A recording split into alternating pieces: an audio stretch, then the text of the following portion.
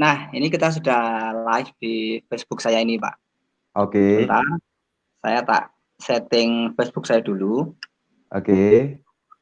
Wah, ini Nanti keren kalau ini ya. Apa? Saya baru tahu nih ada kayak ginian. Oke, sebentar. Ini anak-anak ikut ini. Nggak Ini, apa-apa. Kenalan dulu nah dong ini, sama Pak D. ini tuh. Assalamualaikum. Assalamualaikum. Itu loh, lihat ke kamera. Assalamualaikum. Waalaikumsalam warahmatullahi wabarakatuh. Namanya siapa ya, Ganteng? Apa? Alfa. Alfa. Wah, ini Alfa berarti putra pertama ya. Ketiga. Oh, ketiga ya. Kirain alfa, beta, gamma dan seterusnya. Alfa, Pak D. Alfa ya. Alhamdulillah. Oke, Pak Utoro. Ya. Siap. Ini kita sudah live di Facebook saya ini. Oke, alhamdulillahirobbilalamin. Monggo bisa kita mulai nanti. Ya. Sesuai dengan tema kita kemarin, kita ngomong tentang menjadikan coaching sebagai lifestyle. Ya. Nah, mungkin kita mulai dengan prolog dulu, Pak Utoro. Prolog dulu, kira-kira basic secara umum pengalaman Coach Utoro di lapangan ketika orang ngomong coaching itu ABCD atau seperti apa, Coach? Silakan, Coach. Oke. Baik, terima kasih menyapa Mas Afso sekeluarga ya, dan juga teman-teman yang mungkin menyaksikan di Facebook. Assalamualaikum warahmatullahi wabarakatuh. Salam sejahtera untuk kita semua. Berbahagia sekali pada hari ini saya bisa sharing tentang coaching seperti yang diundang oleh Mas Elias Afso. Oke.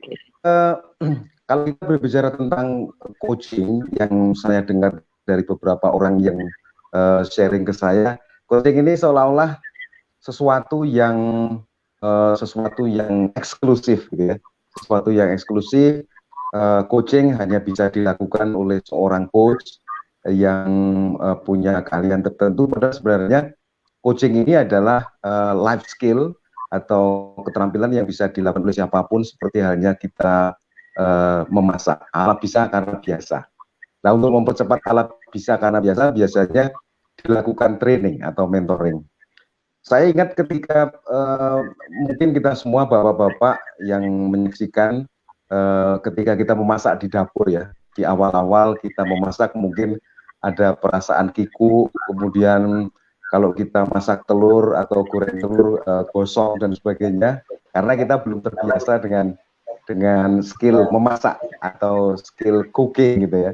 Tetapi ketika lama-lama kita belajar dari kesalahan kita, belajar dari hal-hal yang kita alami, maka lama-lama kita menjadi terampil dan menjadi terbiasa dengan coaching, dengan memasak ya. Demikian juga dengan coaching.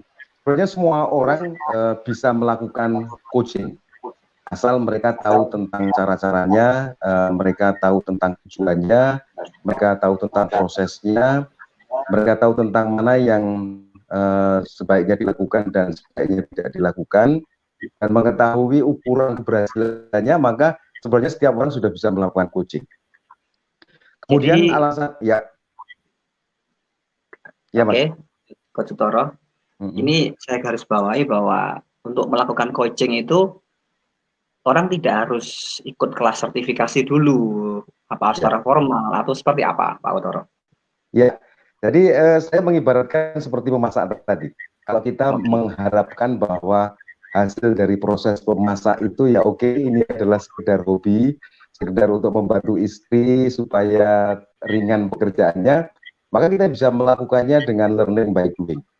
Kita bisa membaca buku tentang learning by doing. Kita bisa membaca buku tentang coaching, kita bisa ngobrol-ngobrol dengan coach, atau kalau memang kita ingin sesuatu yang lebih baik, maka kita bisa melakukan atau mengikuti training tentang coaching, seperti halnya ketika kita mengikuti training tentang memasak. Kira-kira gitu, Mas. Oke, siap. Saya tak ngambil sudut yang agak terang ini, Coach. Karena ini agak mendung di Semarang ini. Oh gitu ya? Ya, agak mendung. Dari jam 3 pagi hujan deras banget, ini baru terang ini. Alhamdulillah. Ini Coach Utoro posisi di mana ini? Saya di rumah saja, work from home, live from home. Di Magelang, di Jakarta atau di mana? Di Bogor saya, di Gunung Oh, Putri di Bogor Bogor. ya. Iya. Oh, gitu Bogor. Nah, kita melanjutkan Coach Sutoro. Terus Yes. ketika orang sudah learning by doing, mampu melakukan coaching yang sederhana kan, kalau kita ketemu Ya. teman-teman pebisnis dari skala Ya. kecil UKM, ada yang Ya. mengatakan, Mas, saya ini pelaku sendiri gitu loh, belum punya karyawan, Ya. belum punya tim. Bagaimana saya Ya. meng-coaching diri saya sendiri ya? Seperti apa tuh? Oke. Jadi salah satu prinsip coaching itu adalah empowering ya, atau memberdayakan. Konsep memberdayakan ini berasal dari sebuah pemahaman bahwa pada dasarnya semua manusia, saya ulangi lagi, semua manusia memiliki sumber daya. Jadi coaching ini adalah memberdayakan. Salah satu prinsip coaching adalah bahwa semua manusia memiliki sumber daya yang diperlukan untuk memenuhi tujuannya.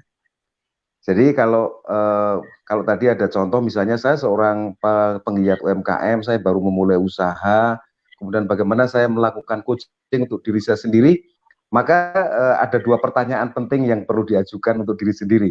Yang pertama adalah tujuan saya apa, spesifik gitu ya. Kemudian sumber daya apa saja yang saya miliki. Jadi ada dua hal yang saling berhubungan. Tujuan saya apa, sumber daya apa yang saya miliki. Saya tujuannya ke Semarang. Sumber daya yang saya miliki misalnya mobil, berarti saya bisa naik mobil. Kemudian saya tujuannya ke Semarang, sumber daya saya uang. Saya bisa naik kereta atau naik bis. Saya sumber dayanya teman yang banyak. Saya akan tanya teman-teman, apakah mau ada rencana ke Semarang? Nah, saya numpang. Kira-kira seperti itu, Mas. Oke, siap. Nah, ini untuk sesi pagi ini kita santai, kita mengalir aja, Coach. Siap. Kita mengalir aja karena kita baru pertama kali kita mulai ini, Coach. Oke. Nah, ini sambil, ya ini di luar rumah ini, mungkin nanti akan ada suara orang jual apa, suara apa gitu, Coach. Oke. Nah, kalau kita tarik ini, di momen saat ini menjelang Ramadan, ya Ramadan, terus yang kemudian virus COVID-19 yang cukup ramai saat ini. Nah, ini kita mulai dengan diri kita sendiri dulu. Ya mungkin kalau teman-teman yang tidak terdampak, mungkin ya semua orang pasti terdampak lah. Mungkin tinggal efeknya kan besar kecilnya berbeda-beda, Coach. Iya. Nah, kalau kita mengukur secara pribadi dulu, sikap terbaik kita, meng-coach diri kita sendiri dulu lah. Sumber daya kita seperti apa dan bagaimana menghadapi situasi yang seperti ini gimana, Coach? Oke, pertanyaan yang bagus. Jadi sumber daya ini umumnya berada pada 3 kondisi, Mas. Jadi sumber daya apapun yang kita miliki itu berada pada 3 kondisi. Kondisi yang pertama adalah kondisi ketika kita tidak memberdayakan. Jadi kita punya sumber daya tetapi tidak memberdayakan. Karena kita tidak tahu bahwa kita punya sumber daya bahkan, atau kita tahu punya sumber daya tetapi tidak bisa menggunakannya.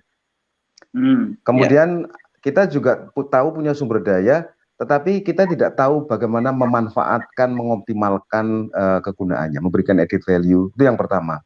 Kemudian yang kedua adalah saya punya sumber daya dan saya tahu cara umum menggunakannya. Jadi saya tahu cara umum menggunakannya. Saya punya gelas misalnya, saya tahu caranya ini bisa dipakai untuk membuat tempat minum gitu kan. Tetapi gelas sebenarnya punya manfaat-manfaat yang lebih besar lagi misalnya. Nah, ini yang ketiga, saya punya sumber daya, tetapi saya punya cara untuk mengoptimalkan pemanfaatannya. Saya memiliki kemampuan untuk mengeliminasi kemubadirannya. Jadi yang ketiga ini ada dua hal, bagaimana mengoptimalkan kemanfaatannya dan mengurangi kemubadirannya. Nah, kaitannya dengan pertanyaannya Mas Ilyas tadi, sekarang ini kita menyongsong Ramadan, kemudian ada COVID dan sebagainya. Nah, ini adalah tantangan bagi kita. Ramadan itu kan lekat dengan ujian, tantangan gitu ya Mas ya. Sama dengan COVID ini kan, mirip-mirip dengan ujian. Nah, ujian itu mengisyaratkan kepada kita tentang bagaimana kita memanfaatkan sumber daya. Seperti permainan game lah, game. Kadang-kadang kita dihadapkan kepada musuh yang lebih kuat, yang lebih besar, lebih jahat gitu ya misalnya, tetapi amunisi kita kurang. Ya, kemudian game itu memberi cara bagi kita bagaimana mendapatkan senjata atau amunisi yang lebih besar untuk menghadapinya. Jadi kesimpulannya adalah menyongsong Ramadan, menyongsong COVID, kalau sumber daya yang kita miliki sekarang ini kita merasa terengah-engah menggunakannya, maka itu adalah isyarat bagi kita untuk menemukan sumber daya yang cocok dengan ujiannya. Kira-kira gitu. Ya, siap, Coach. Kalau temuan saya di lapangan, Coach, kemarin sharing dengan guru-guru juga, itu Masya Allah, saya pikir hanya di televisi, Coach. Ternyata benar-benar yang terdampak itu, nah ini ada iklan lewat, Guys. Alhamdulillah, itu keindahan kehidupan. Kita di depan rumah lagi nyantai sama anak-anak ini. Ternyata kemarin beliau sharing bahwa ini saya sudah ketemu 200 orang yang curhat ke sini gitu. Nah, orang-orang yang terdampak, mereka sudah pekerjaan di stop, kemudian beliau mengatakan di sini nggak ada uang, adanya beras, mau. Jadi 3 karung beras habis, Coach. Ya, Masya Allah, ternyata di luar sana yang terdampak itu benar-benar terasa itu loh, Coach. Nah, kalau kita ketemu dengan orang-orang seperti itu, empowerment kita seperti apa? Karena apa? Ketika mereka mau berusaha melakukan sesuatu, mungkin berbeda, Coach ya. Ketika kita ketemu dengan teman-teman digital marketer gitu, karena mereka biasa di dunia online, jadi ketika seperti ini work from home, YouTuber, AdSense malah semakin bagus, karena kan nggak ngefek di dunia nyata gitu, Coach. Yang bisa kita support ke teman-teman kita itu seperti apa? Karena mereka kan sudah kondisinya sudah powerless gitu, Coach. Pertanyaan yang bagus. Pertanyaan yang bagus, dan sebenarnya apa yang dialami oleh teman-teman yang sedang tidak beruntung tadi ya, sebenarnya dialami oleh mungkin hampir sebagian besar orang di kondisi saat ini. Apakah lapisan mereka di atas maupun lapisan di bawah. Beberapa CEO juga mengeluhkan bahwa saya powerless sekarang, bahwa pemilik modal yang besar juga sama seperti teman-teman yang tadi disebutkan Mas Ilyas. Mereka juga sebenarnya semua mereka memiliki sumber daya. Memiliki sumber daya. Cuman yang perlu dibantu oleh seorang coach atau proses coaching adalah dengan sabar dan pelan-pelan untuk menemukan sumber dayanya mereka. Gitu. Sumber daya mereka apa? Jadi ini memang kontekstual ya. Jadi case-nya seperti apa? Karena apa ya? Ketika orang dalam kondisi panik, ketakutan, khawatir, maka perspektifnya terhadap sumber daya menjadi berkurang. Makanya salah satu kenapa coaching ini menjadi state of the art mental development ya, karena kemampuan coaching ini untuk bisa menepis kekhawatiran, ketakutan, menyibak kegalauan, kepanikan, sehingga kita bisa mampu lebih melihat sumber daya dan potensi-potensi yang ada, baik potensi yang ada di dalam diri kita maupun potensi-potensi yang ada di eksternal. Satu contoh yang mungkin bisa saya ambil adalah contoh positif ini ya, ada sebuah perusahaan besar yang tadinya memproduksi barang-barang rumah tangga. Kebetulan perusahaan ini perusahaan yang cukup besar dan memiliki beberapa unit pabrik. Begitu terjadi krisis seperti ini, maka mereka menghentikan seluruh produksinya dan akhirnya mereka mengerahkan sumber daya manusia maupun mesin yang dimiliki untuk bikin desinfektan sama masker. Dan alhamdulillah mereka punya 2 keuntungan besar. Yang pertama adalah mereka bermanfaat atau membantu orang-orang. Di keuntungan yang lain mereka masih punya cash flow kan. Mereka masih punya cash flow yang bisa dipakai untuk membayar karyawannya. Dan mereka akhirnya mendapat izin karena mereka kebetulan merupakan industri yang di luar 8 industri yang diperbolehkan untuk beroperasi di PSBB ini. Karena mereka memproduksi desinfektan dan masker, maka akhirnya mereka mendapatkan izin untuk berproduksi. Sementara teman-temannya yang lain harus stop karena mereka di luar 8 industri yang boleh beroperasi. Nah, ini kemampuan kita untuk mencari sumber daya, menemukan sumber daya baik yang ada di dalam diri kita maupun yang ada di eksternal kita, ini menjadi sesuatu yang penting gitu Mas. Oke, siap Coach. Nah, Ya. ini sambil kita nyantai Coach, mungkin Ya. kalau kita bisa ketemu kan sambil ngopi atau apa gitu Coach ya. Jadi kopinya bikin di rumah masing-masing ya Coach ya. Iya, jadi saya juga bawa kopi tapi di depan situ. Oke. Ya kalau kita biasanya kalau siaran di radio, di televisi itu kan ada break gitu kan Coach ya. Iya, iya. Oke. Break kan. Nah, kita nggak pakai break kan, kita ngalir aja. Kemarin alhamdulillah di status Facebook yang kemarin itu dari beberapa teman yang memang master di bidangnya itu bersedia untuk gabung Coach. Alhamdulillah, alhamdulillah. Artinya nanti saya sudah punya program, nanti kita kolaborasikan, misalkan kayak Mas Tommy kemarin. Jadi Mas Tommy kan beliau master di Facebook personal, di Facebook iklan. Nanti kita tarik ke ranah coaching, bagaimana kita memberdayakan banyak orang gitu dengan memanfaatkan Facebook.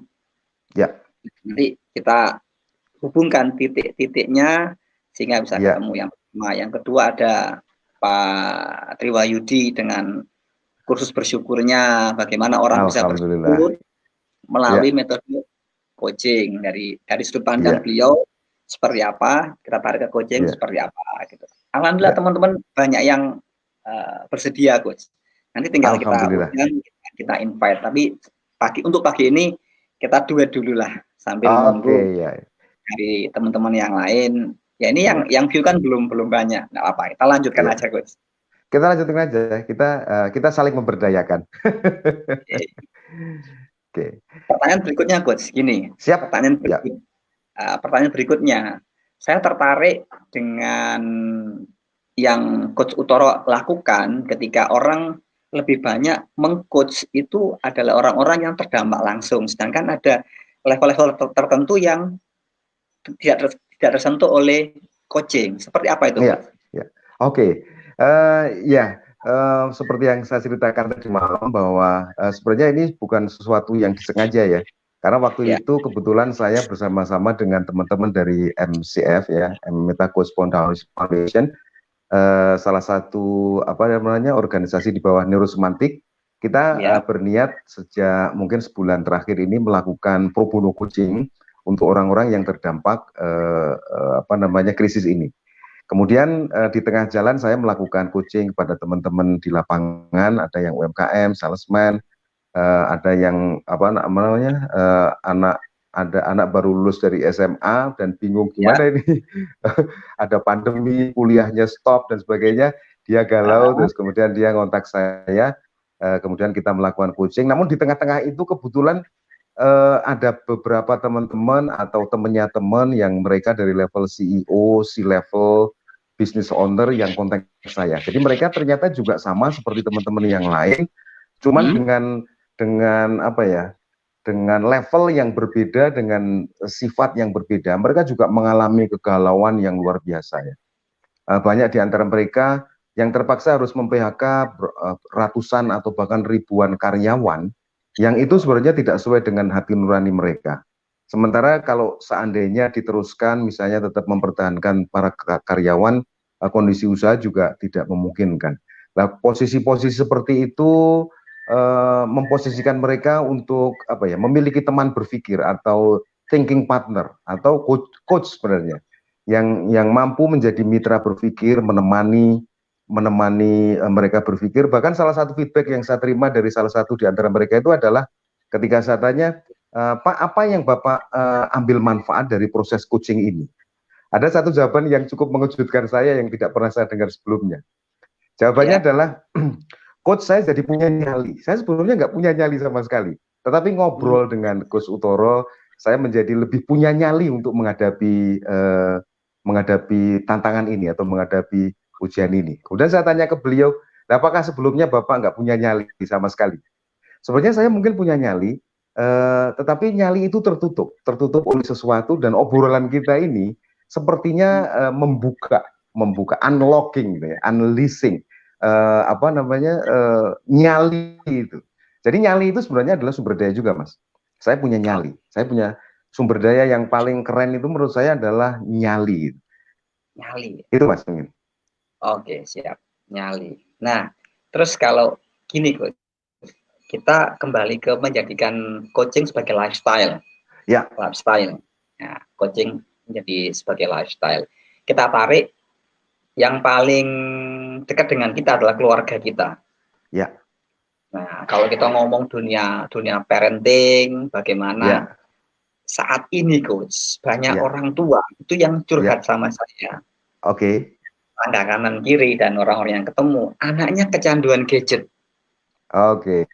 Nah, itu ketika curhat, gimana caranya supaya anak-anak ini prosesnya ngomongnya, komunikasinya bagaimana supaya kita sudah bikin aturan hanya hari Sabtu, hari Minggu, sampai kadang-kadang ada orang tua yang angkat tangan menyerah gitu, Coach.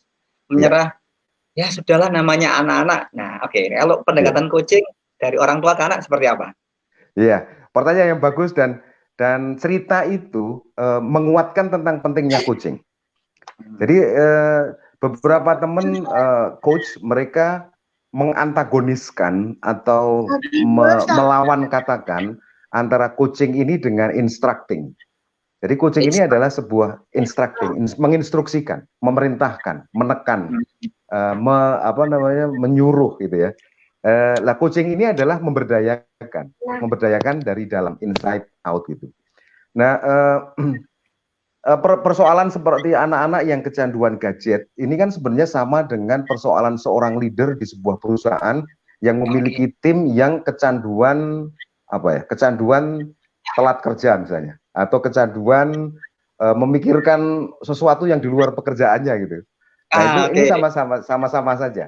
Nah, sekarang coaching ini insya Allah akan menjawab pertanyaan itu karena antara kita dengan orang lain itu kan dibatasi oleh sebuah garis yang namanya garis kewarasan atau sanity line, garis kewarasan. Jadi setiap orang itu punya pikiran, perasaan, ucapan, dan perilakunya sendiri. Nah, ketika orang lain berusaha untuk mengintervensi pikiran, perasaan, ucapan, atau perilaku orang lain, maka akibatnya ada dua. Bagi orang yang diintervensi, dia akan resistan. Nah, bagi orang yang menekan atau mengintervensi, dia akan mengalami sanity atau insanity atau gila dia. Gila. Jadi gila. Jadi dan statement yang sering keluar adalah gini. Gila, aku itu udah ngomong sama dia berkali-kali supaya kalau berpikir jangan begitu, kalau beremosi jangan begitu, kalau berucap jangan begitu. Gila saya. Kalau bahasa Semarangnya wedian gitu kan. Itu artinya dia sudah insane atau dia sudah tidak waras. Karena apa? Karena dia sudah melewati garis kewarasan. Nah, coaching ini dia memberdayakan seorang dengan tiga hal. Yang pertama adalah bertanya. Kemudian yang kedua adalah memberikan reward, memberikan perhatian dalam bentuk terima kasih, mendengarkan dengan tulus, memberikan celebration. Ini akan menguatkan. Kemudian yang ketiga, seseorang itu akan tergerak untuk melakukan sesuatu yang berbeda ketika dia tahu tujuannya. Jadi coach mengintervensi ya dalam tanda kutip seseorang dengan tanpa melewati sanity line dengan tiga hal tadi. Yang pertama adalah bertanya, kemudian yang kedua berterima kasih, kemudian yang ketiga adalah mengajak yang bersangkutan untuk bertanya tujuannya sebenarnya apa sih Anda? Anda pengennya apa? Gitu. Anda pengennya apa? Sama seperti anak-anak yang gadget tadi, sebenarnya kamu pengennya apa? Gitu. Gadget itu kan hanya tools, hanya pelampiasan dari keinginannya. Dia mungkin keinginannya kalau kita telaten atau rajin menanyakannya, keinginannya adalah saya pengen senang, saya pengen keluar dari kebosanan, kejenuhan. Saya tidak mau diperintah-perintah, saya bisa punya kontrol. Di main game itu saya punya kontrol, saya bisa nembak lawan, saya bisa belok kiri, belok kanan, tanpa harus diperingatkan oleh orang tua saya gitu. Nah, sisi coaching mungkin bisa menjawab pertanyaan ini. Oke, siap, Coach. Itu luar biasa. Ini garis kewarasan. Nah, ini menarik, Coach. Garis kewarasan. Garis kewarasan. Ini luar biasa ini.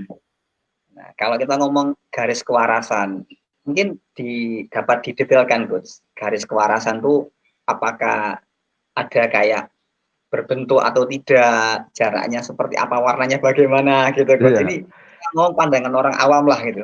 Seperti apa, Coach?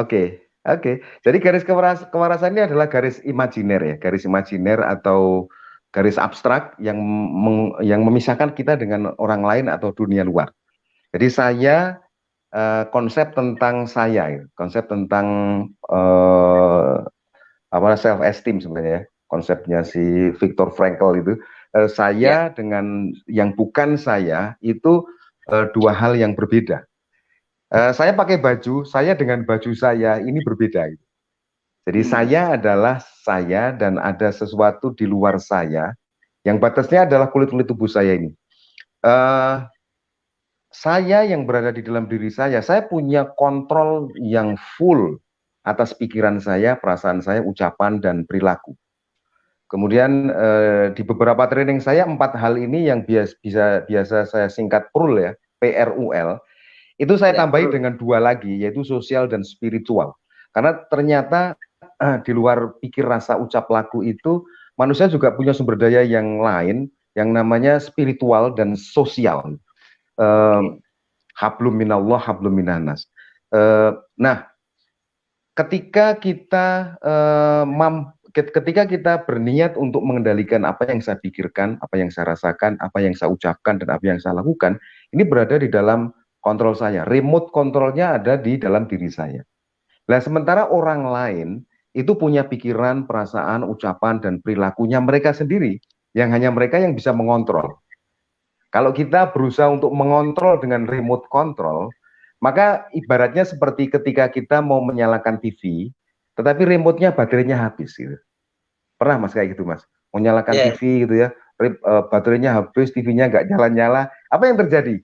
Kita menjadi insane, kita menjadi gila gitu ya. Kalau kita nggak bisa menahan emosi, remote-nya kita buang. Kita banting. Karena kita sudah masuk di dalam melewati garis kewarasan, kita menjadi tidak waras lagi. Gitu. Ya, meskipun dia adalah anak kita, meskipun dia istri kita, tapi mereka adalah makhluk-makhluk yang berbeda, makhluk-makhluk yang bukan saya. Sehingga saya tidak bisa mengendalikan pikirannya, perasaannya, ucapannya, dan perilakunya. Saya hanya bisa bertanya, saya hanya bisa berterima kasih, saya hanya bisa memberikan feedback, gitu. Itu Mas. Ya. Jadi yang menarik ya kalau bertanya itu kan butuh skill juga, Coach. Iya, butuh skill. Ya, karena salah pertanyaan, salah jawaban, katanya gitu, Coach. Iya.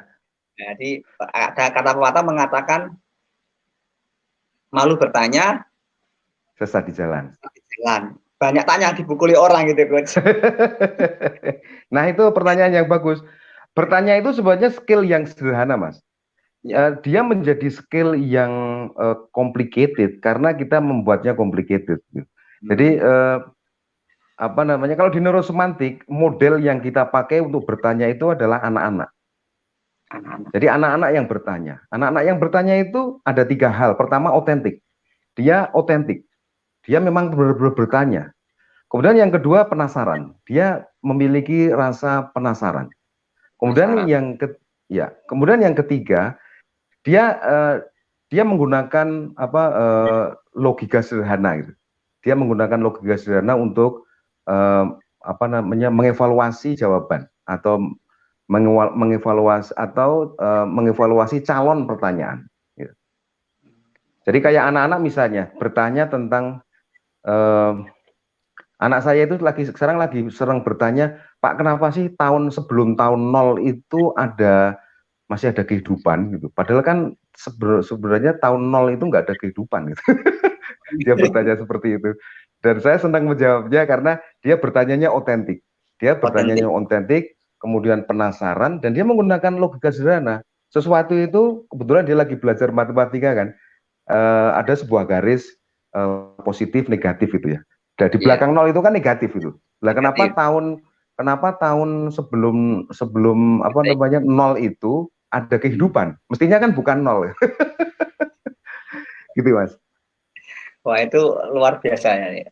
Otentik, penasaran, dan Otentik, penasaran, ya. Dan logika. menggunakan logika sederhana. Logika sederhana itu maksudnya logika sebab akibat, kemudian logika penjumlahan, logika kombinasi gitu ya. Kalau Ya, misalnya kuning sama biru dicampur jadi hijau gitu kan, itu logika sederhana kan. Eh, ya, Sesuatu gelap kalau diterangi maka akan terang. terang. Sesuatu kalau dimasak akan matang. Itu kan logika sederhana. Jadi pertanyaan itu mudah. Pertama adalah tanyalah dengan otentik, kemudian yang kedua tanyalah dengan penasaran, kemudian tanyalah dengan logika sederhana. Nah, yang membuat orang dipukulin atau tersesat itu karena dia bertanyanya mungkin pura-pura bertanya, atau dia sebenarnya sudah tahu tapi bertanya, atau dia sebenarnya Oke. sudah punya pendapat tapi dia bertanya, tujuannya untuk mengajak berdebat gitu. Ya, kayak ngetes gitu Coach ya. Jadi, oke. Jadi kayak Coach, ngetes lah, orang dites kan ya dia ya nah, siap. disadari atau tidak, ternyata hari ini 21 April. Oh iya, 21 April hari Kartini ya. Kartini. Nah, ini Iya, kan ini luar biasa Coach. Nah, hari Kartini iya, hari Kartini. Bagaimana iya, memperingati seorang wanita yang di Jepara itu iya, bisa menginspirasi Indonesia habis gelap terbitlah terang gitu Coach. iya. Itu apakah proses dari seorang Raden Ajeng Kartini kemudian mampu memberikan inspirasi ke orang lain itu kalau dipandang dari perspektif coaching seperti apa, Pak Utoro? Iya, iya, iya. Iya. Kita pernah membicarakan tentang, kita pernah melakukan modeling ya istilahnya. Kalau coach ini kan suka menggunakan kata modeling atau suka melakukan modeling. Oke. Ibu Kartini. Ibu Kartini ini dari sejarahnya memang luar biasa di tengah keterbatasan yang dia miliki, di tengah himpitan-himpitan yang dia miliki seperti corona saat ini, dia tetap bisa bergerak gitu. Dia tetap bisa melakukan sesuatu. Itu yang salah satu inspirasi yang penting ya. Jadi memang manusia akan selalu diuji kekuatannya dengan keterbatasan, kesempitan untuk semakin mengetahui sumber daya yang dimiliki. Kalau saya amati di Facebook atau di Instagram komentar dari orang-orang yang work from home ini kan mereka menemukan banyak sumber daya, Mas. Yang tadinya Ya. nggak memasak jadi memasak, yang tadinya nggak olahraga jadi olahraga, jadi mereka menemukan banyak sumber daya dengan kesempitan-kesempitan itu. Nah, Raden Ajeng Kartini dengan sangat cerdas memanfaatkan itu gitu. Di tengah kungkungan apa namanya tradisi dan sebagainya, dia tetap membebaskan pikirannya untuk terus memberikan kontribusi kepada sekitarnya. Jadi saya kira itu yang paling keren ya dari beliau dan bisa kita pelajari sampai sekarang ini. Insya Allah. Dan ini konon katanya ada sesuatu yang menarik dari teman-teman dari Rembang juga, bahwa ternyata Raden Ajeng Kartini itu beliau berjilbab gitu, Coach. Oke. Nah, ini sudut pandang Alhamdulillah, ya. Dan itu kemudian saya Ya. mencari apa sih inspirasi habis gelap terbitlah terang. Nah, di situ saya melihat bahwa salah satu inspirasi habis gelap terbitlah terang itu karena beliau belajar tafsir surat Al-Fatihah gitu, Coach. Oke. Di situ disebutkan bahwa ihdinas siratal mustaqim habis gelap terbitlah terang. Nah, ini kalau kita tarik ke sini ternyata beliau mampu memberikan inspirasi karena mendapatkan seorang guru atau mendapatkan inspirasi. Apakah sang guru itu termasuk memenuhi fungsi bahwa beliau juga seorang coach terhadap Raden Ajeng Kartini atau gimana, Coach? Iya, ya bisa jadi seperti itu ya. Mungkin itu proses perjalanan batinnya Raden Ajeng Kartini ya. Karena dalam beberapa literatur yang saya pelajari, kenapa akhirnya saya menambahkan konsep neurosemantik itu dari pikir rasa ucap laku menjadi sosial dan spiritual. Karena ternyata dari sejak Abraham Maslow, Alfred Korzybski dan sebagainya, hampir semua orang itu memiliki perjalanan spiritual. Perjalanan spiritual perjalanan spiritual itu terjadi ketika dia sedang diam atau sedang mengalami crucible namanya. Crucible itu petaka atau bencana ujian kayak gitu. Jadi ketika kita menerima ujian itu sebenarnya kita sedang melewati kawah candra di muka yang di situ akan terjadi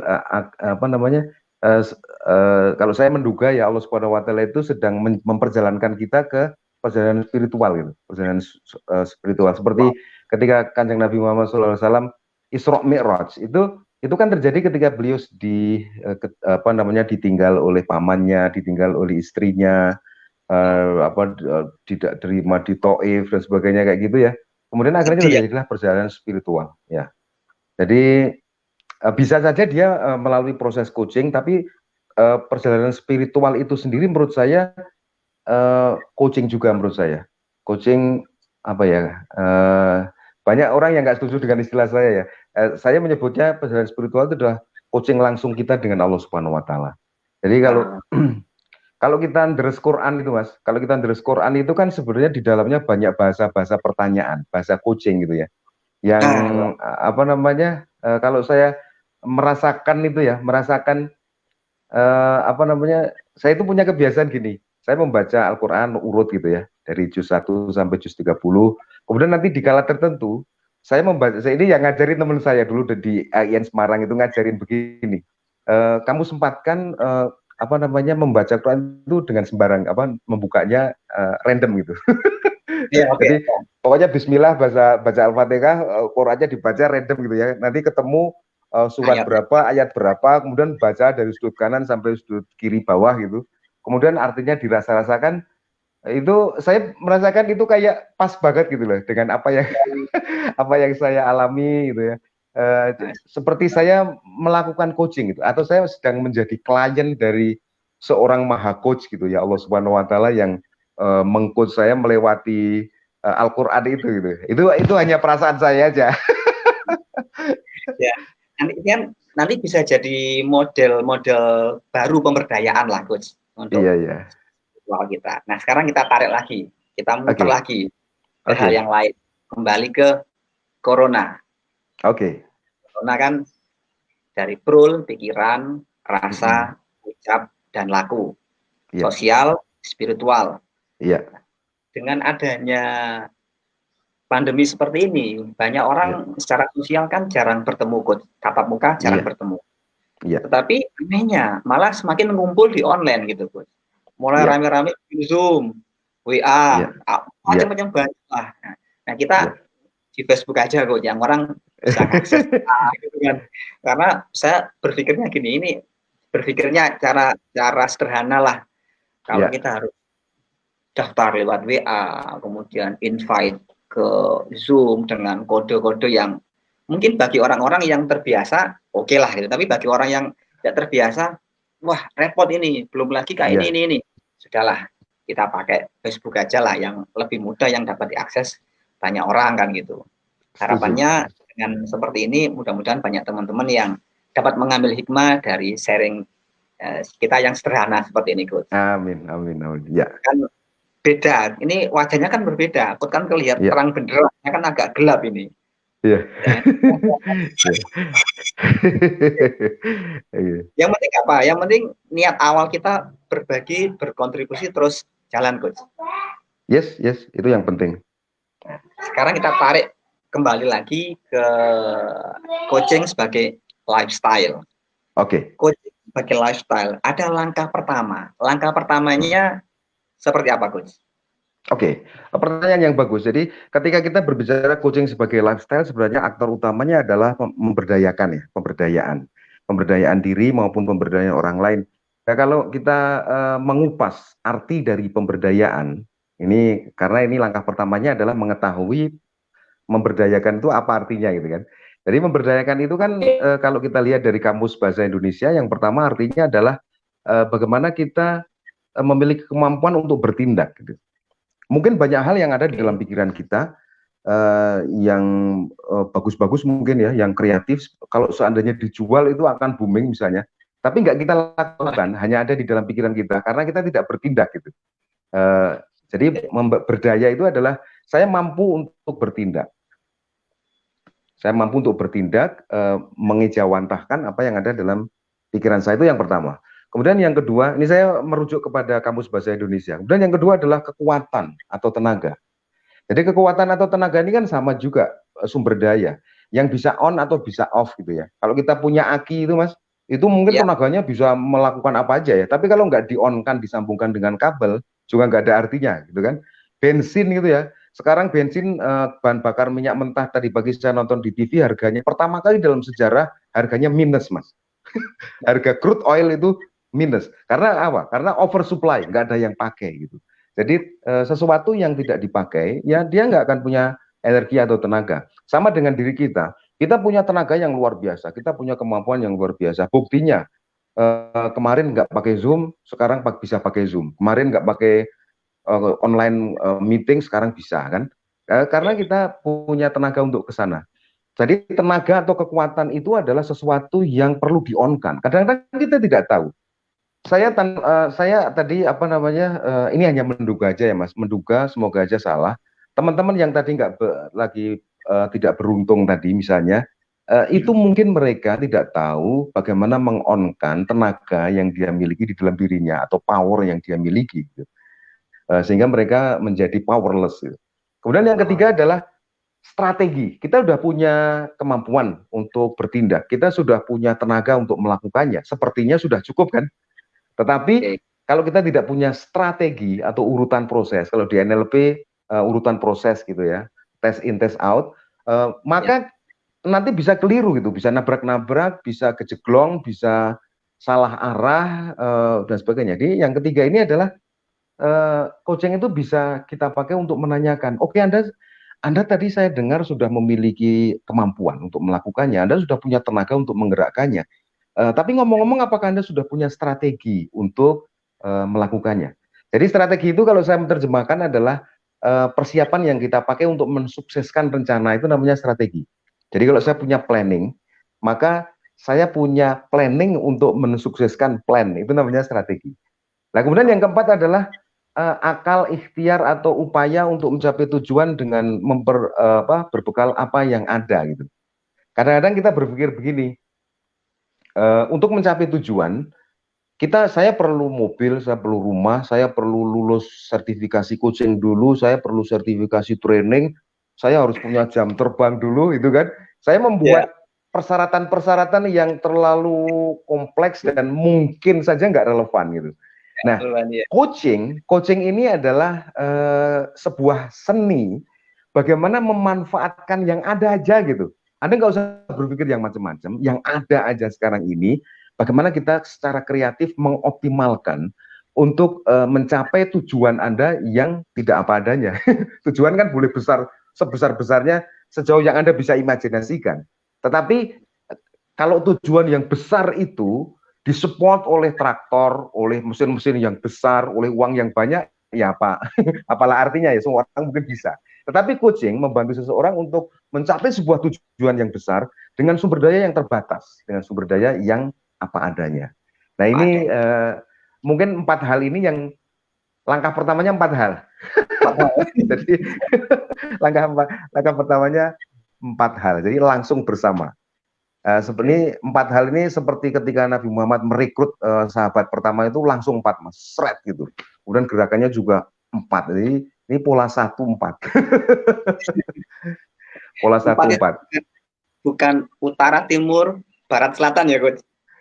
Bisa, kalau saya menyebutnya 1 itu Nabi Muhammad, 4 itu sahabat. Kenapa saya suka 1-4? Karena saya lahir tanggal 14, Mas. Oh, gitu. Coach.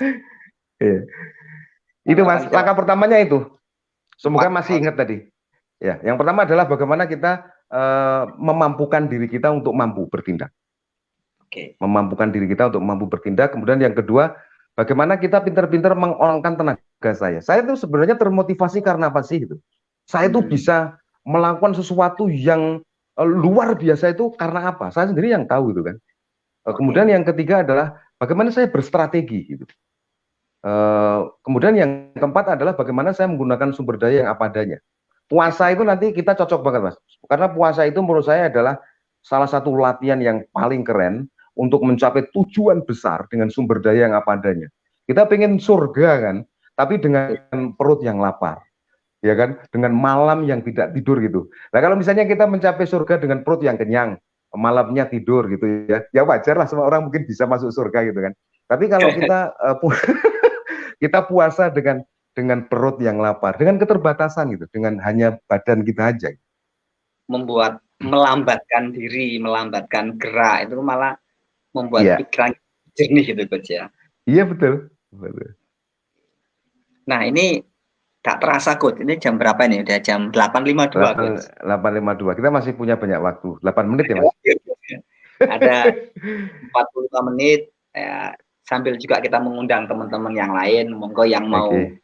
sharing di kolom komentar Facebook saya, bisa apakah say hello atau mungkin bertanya, bisa. Karena ini juga akan kita upload ke YouTube juga, Coach. Mungkin nanti di Oke. YouTube ya, teman-teman Alhamdulillah. lihat dan ada manfaat atau ingin bertanya, nanti akan kita forward ke Coach Utoro untuk kita bahas Oke.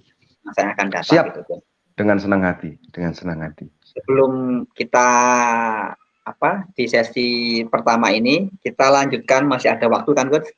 Masih banyak ini, masih ada 7 kali 60 detik. Oke. Tentang kekuatan atau tenaga.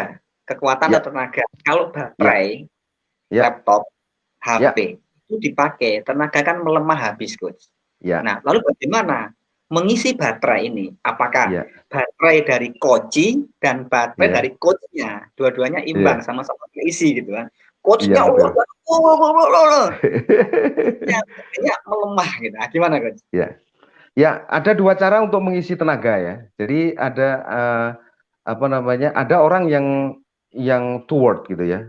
Toward itu dia berorientasi pada masa depan. Dia kalau ditanya tentang apa yang Anda cita-citakan, dia ngomong dengan sangat bersemangat dan penuh tenaga. Dan itu adalah tenaga dia yang paling besar gitu. Kemudian ada orang yang tipe away from. Tipe away from itu lawannya toward. Dia tidak berorientasi pada apa yang ingin dia capai, tetapi dia berorientasi pada apa yang dia takutin. Jadi ada orang yang pengen kaya, maka kekayaan itulah yang akan menjadi pemicu tenaganya. Kemudian ada orang yang takut miskin gitu ya. Nah, ketakutan pada kemiskinan itulah yang menjadi tenaganya. Nah, ini bagaimana kita pinter-pinter jujur pada diri kita, sebenarnya apa sih yang mendrive saya begitu besar gitu ya. Apa sih yang mendrive saya dengan kekuatan bermega-mega watt gitu, atau bahkan bertriliun-triliun watt, hanya saya sendiri yang tahu. Kalau saya bahagia ketika saya dekat dengan Allah Subhanahu wa taala, pakai itu. Ketika Anda bahagia dan termotivasi ketika Anda kaya raya punya, pakai itu. Ketika Anda termotivasi punya anak yang soleh, pinter, pakai itu gitu kan.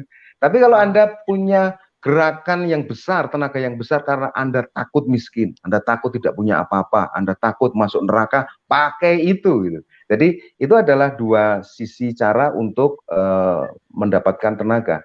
Bagi orang-orang yang tertentu, dia bisa menggunakan dua-duanya, Mas. Saya juga punya tenaga yang saya dapatkan dari toward, tapi saya juga punya tenaga yang saya dapatkan dari belakang gitu. Biasanya orang nyebutnya dengan push pull motivation. Push pull motivation. Jadi positif dapat, negatif juga dapat. Yes, daya tariknya saya dapat, saya pengen kaya, tapi saya juga takut miskin gitu kan. Saya takut miskin sehingga saya akan berhemat, saya tidak akan boros, saya berhati-hati, penuh perencanaan kayak gitu. Akhirnya lebih cepat ke yang dia tuju. Oke, itu dari tentang baterai. Nah, mungkin kalau kita ngomong strategi, apakah strategi ini berkaitan dengan tools, Coach? Iya, tools itu jadi strategi itu adalah kita kan biasanya punya rencana kan, untuk mencapai tujuan saya punya rencana. Saya ingin 1, 2, 3, 4, 5 untuk mencapai rencana. Oke, 1, 2, 3, 4 kita anggap benar untuk konteks saat ini ya, karena kita belum tahu. Jadi 1, 2, 3, 4 benar. Nah, sekarang pertanyaannya adalah bagaimana supaya 1, 2, 3, 4 itu jalan? Bagaimana supaya 1, 2, 3, 4 itu jalan sesuai dengan tepat waktu, tepat biaya, tepat tenaga, tepat motivasi, pas pokoknya itu. Apa yang perlu kita lakukan? Kayak misalnya kita merencanakan mau misalnya kita punya rencana untuk belajar coaching setiap hari, atau latihan coaching supaya saya mengumpulkan 10.000 jam sehingga saya sampai pada level master gitu kan. Nah, apa yang perlu saya lakukan, apa yang perlu saya siapkan supaya saya bisa berlatih coaching setiap hari 1 jam. Misalnya saya membuat jadwal, saya membuat ruang coaching, saya mengundang orang yang mau di coach. Itu namanya strategi. Strategi adalah sesuatu yang kita lakukan untuk mensukseskan rencana. Nah, Kadang-kadang sekarang gini kita Mas, kadang-kadang kita ya, ini, kadang-kadang kita itu sudah puas dengan punya rencana gitu. Saya sudah punya tujuan, saya punya rencana, yes gitu kan. Lupa bahwa kita juga perlu punya strategi untuk mensukseskan rencana itu. Ya Mas. oke. Praktek langsung coach, praktek. Siap. Oke. Nah, jadi di masa pandemi ini beberapa orang mungkin ada usahanya tutup. Tapi ada Ya, orang-orang tertentu yang apapun terjadi, dia melihat ada peluang-peluang. ya. Nah, kemudian dia berencana, ah ini peluang bagus ini. Kalau yang seperti ini, maka saya punya kesempatan untuk mendirikan, anggaplah sebuah perusahaan baru gitu. Nah, Oke. untuk orang-orang yang semangat mendirikan perusahaan baru karena ingin membantu banyak orang, apa langkah yang bisa coach berikan? Tips-tipsnya seperti apa coach? Yes, jadi yang pertama adalah mendirikan perusahaan baru itu kan tujuan ya Mas ya. Tujuan gitu. Mendirikan tujuan. Yes. Kemudian yang pertama kali ya, 4 tadi, yang pertama yang perlu dipikirkan adalah kemampuan apa aja. Kemampuan apa aja yang saya perlukan untuk mendirikan perusahaan. Kemampuan ini dalam rangka kemampuan keuangan, kemampuan skill, kemampuan perizinan dan sebagainya gitu kan. Ya. Capability apa yang saya perlukan untuk bisa ke sana. Kemudian yang kedua adalah kekuatan. Kekuatan atau tenaga yang menyebabkan ini bisa bergerak apa. Kadang-kadang kita punya rencana, kita punya tujuan, tapi nggak bergerak-bergerak karena nggak ada tenaganya gitu kan. Kayak apa namanya sepur di Ambarawa itu kalau tenaganya kurang kan dia nggak bisa jalan. Jadi tenaga apa yang saya perlukan untuk bisa mencapai tujuan. Beberapa orang bikin perusahaan baru, bikin usaha baru baik dalam bentuk besar maupun UMKM, dikerjakan semua sendiri, Mas. Ya saya nggak bisa Ya. gitu. Saya buka warung sendiri, beli dagangan sendiri, ngolah sendiri, promosi sendiri, ya nggak bergerak gitu karena tenaganya terbatas. Nah tenaga-tenaga apa yang saya perlukan? Nah kemudian strateginya tadi saya sudah punya tujuan, saya punya rencana-rencana gitu. Bikin aja rencana untuk step-step dari awal sampai akhir. Kemudian strategi tadi adalah bagaimana rencana ini aman. Apa yang saya perlu amankan, apa yang perlu saya lakukan supaya rencana ini aman. Kemudian yang keempat adalah bagaimana saya mau bersabar untuk menggunakan sumber daya yang ada dulu gitu. Jadi saya Yang punya ada tujuan dulu. besar, tapi ya, jadi bagaimana saya memulai dengan memanfaatkan sumber daya yang saya miliki dulu apa gitu. Kalau saya punya cangkul, yaitu sumber daya mungkin satu-satunya yang bisa saya lakukan untuk memulai. Kalau sumber daya yang saya miliki adalah rumah, mungkin saya bisa menggunakan rumah ini menjadi sebuah sumber daya. Ya kan, Mas? Oh, Kalau sumber daya saya adalah teman-teman, ya mungkin itu sumber daya. Sumber daya adalah saya orang yang jujur, mungkin itu menjadi sumber daya. Berbagai macam sumber daya sebenarnya ada di sekeliling kita, karena itu sunatullah. Insya Allah ya, ya. Nah, kalau kita tadi nyampe ke sumber daya, terus kemudian saya kok tiba-tiba nih muncul kok ada kata Oke. kolaborasi ya. Gimana itu, Ya, coach? ya, ya. Ya, kolaborasi itu adalah salah satu cara untuk mengoptimalkan sumber daya teman kan. Sumber daya silaturahmi itu, sumber daya sosial. Sumber daya sosial. Karena sebenarnya eh, apa namanya hablum minanas, hablum minallah itu kan menurut saya sumber daya yang itu sumber daya inti gitu ya. Kalau apa namanya kalau listrik itu dia listrik yang sutet itu Mas. Oh, Pikiran, perasaan, ucapan dan perilaku itu kan sumber daya yang kayak listrik rumahan gitu kan. Kayak listrik rumahan yang yang bisa dipakai untuk apa nyalain lampu. Tapi kalau kita ngomong nyalain apa namanya transformator yang besar, mesin-mesin yang besar di pabrik gitu, maka kita nggak bisa pakai listrik rumahan gitu kan. Ngelas ya. saja gitu ya. Ngelas listrik kita nggak cukup pakai listrik rumahan. Kita perlu listrik yang berskala besar. Listrik yang berskala besar yang sutet itu tegangan tinggi itu adalah hablum minallah, hablum minanas. Jadi hablum minanas itu komunitas, kolaborasi, kemudian koordinasi, koalisi, ya sejenisnya itulah. Itu akan menjadi sumber daya bermega-mega. Apalagi kalau dilingkan bahwa semuanya kita niatkan untuk berbakti kepada Allah Subhanahu Wa Taala, mengoptimalkan waktu-waktu kita sebagai rasa syukur kita kepada Allah Subhanahu Wa Taala itu akan menjadi sumber daya yang bermega-mega watt itu, Mas. Luar biasa. Oke, coach, Ya, kita yes, tarik ke awal lagi, siap. menjadikan coaching sebagai lifestyle. Ya. Kita review ulang, Coach. Silakan Coach, nah, bagaimana sih membuat coaching ini menjadi sebuah lifestyle dalam kehidupan kita. Oke, terima kasih Mas Ilyas. Yang pertama adalah coaching ini kata kuncinya adalah memberdayakan. Memberdayakan ini adalah bagaimana kita memunculkan kemampuan kita, kemudian yang kedua bagaimana kita mengetahui tentang potensi kekuatan kita, kemudian yang ketiga bagaimana kita berstrategi, yang keempat adalah bagaimana kita mencapai tujuan dengan sumber daya yang terbatas. Nah, keempat aspek ini bisa kita pakai sebagai alat untuk menolong teman-teman kita. Bisa kita pakai untuk menolong keluarga kita. Mungkin ada keluarga kita, teman kita, atau sohib-sohib kita yang sekarang ini sedang merasa tidak punya kemampuan, mungkin tidak punya kekuatan. Saya tidak punya strategi, saya tidak bisa berpikir sama sekali. Saya merasa saya tidak punya sumber daya lagi. Dan mungkin mereka bisa kita bantu untuk bertanya, karena coaching ini adalah bertanya, kemudian memberikan penghargaan, dan memberikan feedback. Kita bisa memulainya dengan bertanya. Sebenarnya tujuanmu apa? Apakah kamu benar-benar tidak punya sama sekali sumber daya, misalnya? Nah, kemudian sumber daya apa sih yang terbatas yang kamu miliki yang bisa kamu manfaatkan dari nol? Banyak hal yang bisa kita manfaatkan dari coaching ini. Coaching adalah milik dari semua orang menurut saya. Coaching bisa dilakukan oleh siapapun, tidak hanya oleh coach, seperti hanya memasak, tidak hanya chef yang berhak memasak, bahkan kita pun boleh memasak meskipun hanya bikin mie instan gitu. Ya hasilnya sesuai dengan skillnya. Tapi kita bisa memulai daripada kita tidak melakukan sama sekali. Karena mungkin ini kalimat yang penting ya. Jadi pertanyaan Anda yang otentik, penuh penasaran dan logis itu mungkin akan membuat seseorang bangkit. Ya. Tanpa kita ketahui, mungkin akan menjadi berdaya. Mungkin dia akan menemukan sumber dayanya dan dia akan segera bergerak untuk melakukan sesuatu menuju tujuan daripada yang sebelumnya dia hanya bergerak, hanya diam, meratapi nasib, berkeluh kesah, yang akhirnya memperparah dirinya. Apalagi kalau ditambah dia mulai berpikir melewati garis sanity atau sanity line. Dia berpikir membandingkan orang lain. Orang lain kok sukses ya. Orang itu tidak melakukan apa-apa kok sukses. Tuhan kok nggak adil sama saya ya.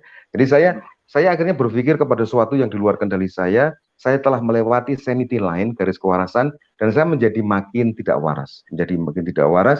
Ketika saya makin tidak waras, imun kita akan turun, kita akan menjadi mudah sakit, kita menjadi jarang berbahagia, kita jadi susah makan, akhirnya menjadi hal yang kurang bermanfaat dan kurang bagus bagi kita dan orang-orang di sekitar kita. Jadi mari kita mulai memberdayakan coaching ini sebagai sebuah lifestyle.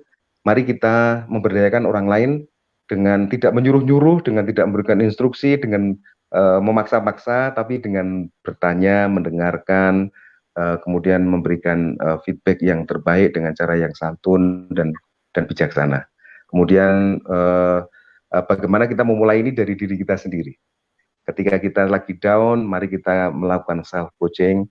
Tadi mungkin langkah pertama yang bisa kita lakukan adalah saya mulai memberdayakan coaching untuk menjadi lifestyle saya.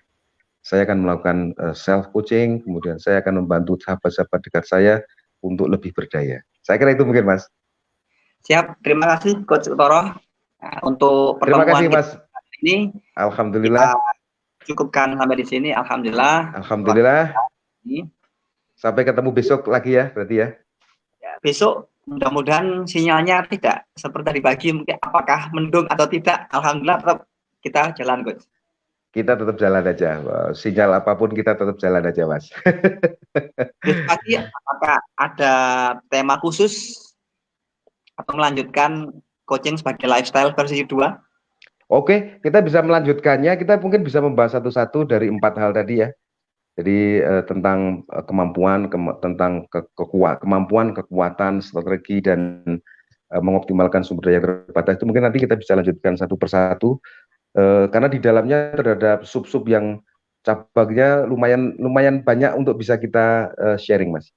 Sharing ya. Oke, kalau saya boleh usul, mungkin besok pagi kita ngomong aja. Saya ambil satu tadi penjelasan. Mungkin kita pakai namanya strategi coaching besok pagi. Oke, siap.